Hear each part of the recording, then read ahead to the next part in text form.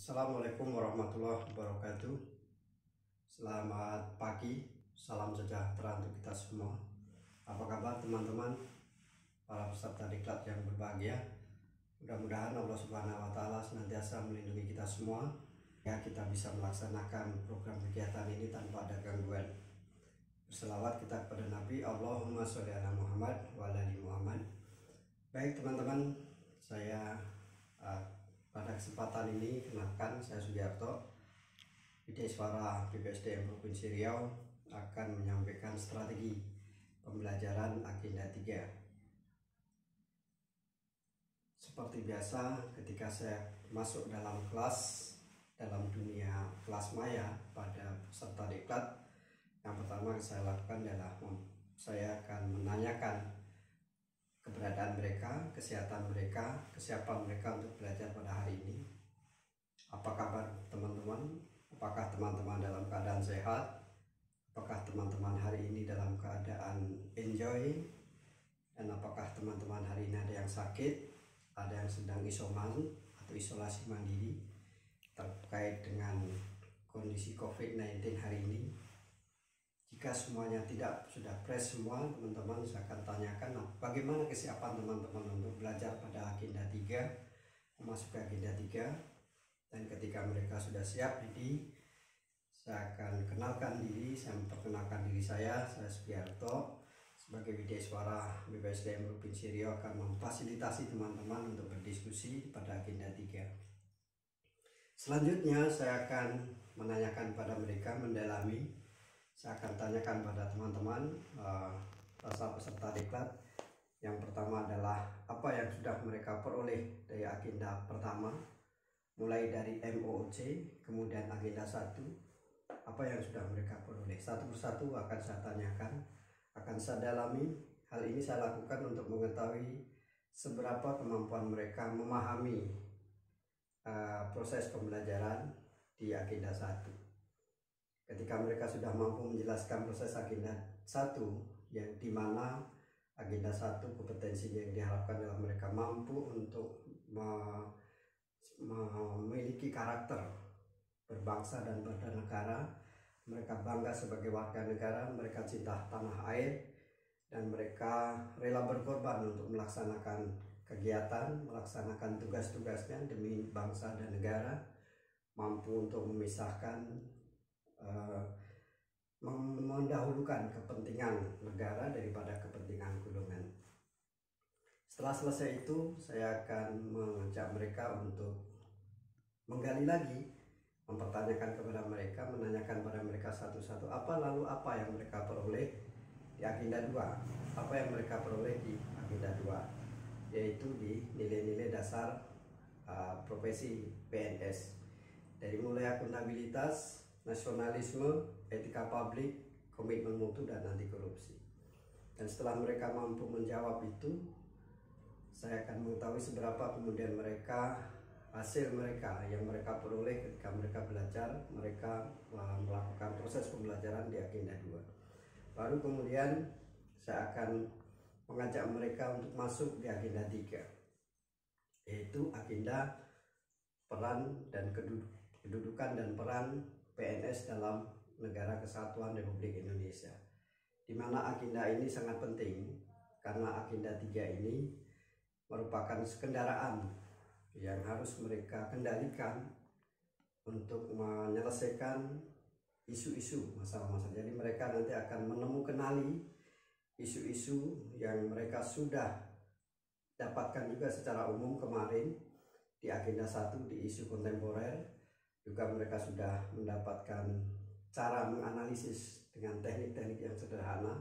Nah, di sini di agenda 3 ini akan kita coba gali kembali, akan saya fasilitasi lagi, diskusikan mereka seberapa kemudian mereka mampu menerapkan teknik-teknik analisis sederhana untuk menemukan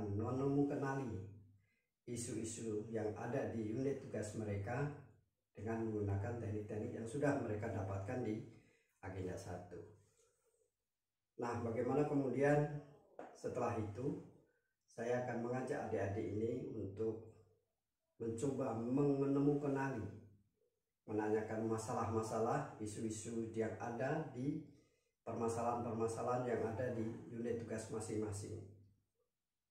Nah, setelah mereka menjawab permasalahan-permasalahan satu persatu, baru kemudian akan saya sampaikan bagaimana keterkaitan isu itu dengan agenda 3. Apakah keterkaitan isu itu dengan manajemen ASN, keterkaitan isu dengan pelayanan publik, keterkaitan isu dengan Board of Governance. Kenapa ini saya sampaikan? Karena sebelumnya saya akan sampaikan juga bahwa ini penting, karena sebagai aparatur sipil negara, sebagai PNS, maka peserta harus tahu, harus paham betul aturan-aturan, prosedur-prosedur yang melindungi atau yang dipakai, yang digunakan untuk mengelola, untuk memaintain, untuk membantu kinerja mereka di dalam menyelesaikan pekerjaan-pekerjaan yang terkait dengan manajemen ASN, baik itu kepangkatan, baik itu kemudian pelayanan administrasi, kenaikan pangkat, cuti, dan seterusnya dan seterusnya. Setelah itu baru kemudian saya akan sampaikan juga barangkali keterkaitan dengan manajemen ASN belum didapatkan, maka bagaimana kemudian keterkaitan dengan pelayanan publik. Bagi peserta diklat yang kebetulan bertugas langsung melayani masyarakat, nah bagaimana kemudian masalah-masalah yang mereka dapatkan, bagaimana mereka men-scan, bagaimana kemudian mereka memotret masalah-masalah yang ada di pelayanan publik. Misalnya contoh seperti teman-teman yang bertugas di rumah sakit, bagaimana kemudian kondisi ruang tunggunya, bagaimana kemudian kondisi kebersihannya, bagaimana kondisi pengelolaan sampah dan sebagainya yang ada di rumah sakit. Nah, ini merupakan bagian keterkaitan dari pelayanan publik. Nah, selanjutnya saya juga akan menjelaskan bagi teman-teman bahwa mereka tidak bekerja sendiri, mereka bekerja butuh orang lain, mereka butuh berkonsultasi, mereka butuh koordinasi, mereka butuh diskusi dan sebagainya. Nah, di sini saya akan sampaikan konsep-konsep Board of Governance, kemudian praktik-praktik Board of Governance dalam rangka meningkatkan kinerja organisasi dalam bentuk kolaborasi, kerjasama dengan baik itu sesama teman di lingkungan kerja mereka maupun sesama instansi di luar. Ini yang akan saya gali sehingga pada akhirnya nanti teman-teman akan mampu untuk mendapatkan isu aktual atau core isu-isu pokok yang akan mereka selesaikan. Nah, disinilah saya akan kenalkan bahwa isu pokok ini, untuk menyelesaikan isu pokok dibutuhkan satu gagasan kreatif.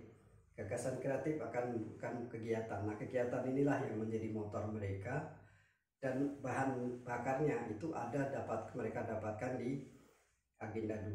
Jadi mereka mendapatkan bahan bakar di agenda 2, mereka mampu mengendalikan dirinya, kemudian mereka mendapatkan kendaraannya di agenda 3, kemudian mereka akan menuju tujuan, yaitu dalam aktualisasi selama 30 hari nanti di agenda 4. Selanjutnya dalam metode decision learning ini, nanti decision learning ini teman-teman peserta diklat akan kembali lagi ke pelatihan, yaitu selama 7 JP. Nah, selama 7 JP ini akan saya lakukan, yang pertama adalah saya akan menanyakan seberapa kemudian mereka mampu mengaitkan antara kegiatan-kegiatan dalam aktualisasi dengan apakah kegiatan dengan keterkaitannya dengan manajemen ASN, keterkaitannya dengan pelayanan publik, maupun keterkaitan dengan Board of Governance. Nah, mereka saya minta untuk paparan, karena 7 JP maka cukup, saya perkirakan cukup untuk 10 orang. Mereka akan paparan satu persatu dan kemudian akan kita berikan umpan balik, akan kita diskusikan, kita pertajam bagaimana keterkaitan yang sudah mereka lakukan dengan manajemen ASN, dengan pelayanan publik, dan dengan Board of Governance.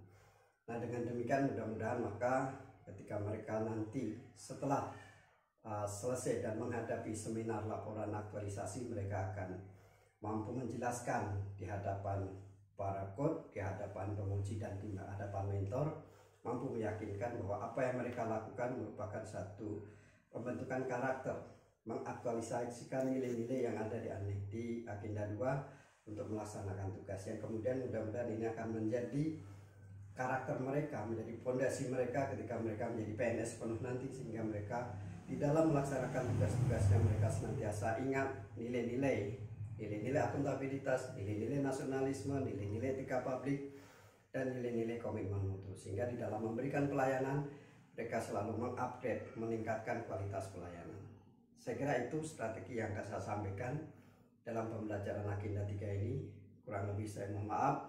Saya Sugiarto. Assalamualaikum warahmatullahi wabarakatuh.